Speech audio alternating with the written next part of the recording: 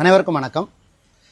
இது விஜய் ரசிகர்களுக்கும் நாம் தமிழர் கட்சி தொண்டர்களுக்குமான ஒரு பதிவு தான். அதாவது நடிகர் விஜயோட அரசியல் என்பது முழுக்க முழுக்க இந்த மண்ணில் நாம் தமிழர் கட்சி ஏற்படுத்தியிருக்கக்கூடிய மாற்றத்தை திட்டமிட்டு அழிப்பதற்காக உருவாக்கப்பட்ட ஒரு அரசியல் தான்.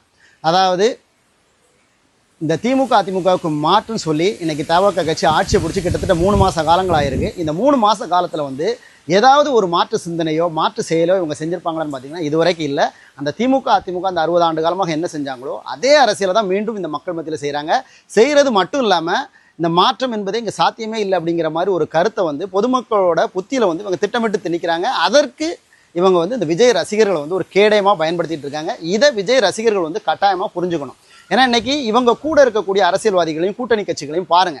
அதாவது இன்னைக்கு தவக கூட கூட்டணியில் இருக்கக்கூடிய மதிமுக வைகோ, விசிக திருமாவளவன், கம்யூனிஸ்ட், முஸ்லீம் லீக்கு இவங்க எல்லாம் இவங்களோட அரசியல் வரலாற்றெல்லாம் எடுத்து பாருங்க. இவங்க வச்சுக்கிட்டு இவங்க எப்படி ஒரு உண்மையான இந்த மக்களுக்கான மண்ணுக்கான மாற்றத்தை உருவாக்க முடியும் அப்படிங்கிறத விஜயோட ரசிகர்கள் கட்டாயமாக சிந்திக்கணும். அது மட்டும் இல்லாமல் மேல்மட்டத்தில் மட்டும்தான் அப்படி இருக்கான்னு பார்த்தீங்கன்னா கீழேயும் பார்த்தீங்கன்னா இன்னைக்கு ஒவ்வொரு ஊர்லேயுமே பார்த்தீங்கன்னா சாராய கடை பார் நடத்துறவங்களா இருக்கட்டும், கல்குவாரி நடத்துறவங்களா இருக்கட்டும், கனிம வளங்களை திருடுறவங்களா இருக்கட்டும், அத்தனை பேருமே பார்த்தீங்கன்னா இந்த திமுக அதிமுகவிலிருந்து விலகி இன்னைக்கு இந்த டிவிகே கட்சியில் போய் இணைஞ்சிட்டு இருக்கிறாங்க. அப்போ இவங்களை வச்சுக்கிட்டு எப்படி ஒரு மாற்றத்தை உருவாக்க முடியும் அப்படிங்கிறத விஜய்க்கு ஓட்டு போட்ட விஜய் ரசிகர்கள் கட்டாயமாக சிந்திக்கணும். இன்னைக்கு டிவிகே அரசியல்ங்கிறது விஜய் ரசிகர்கள் இருந்து முற்றிலும் வேறுபட்டது.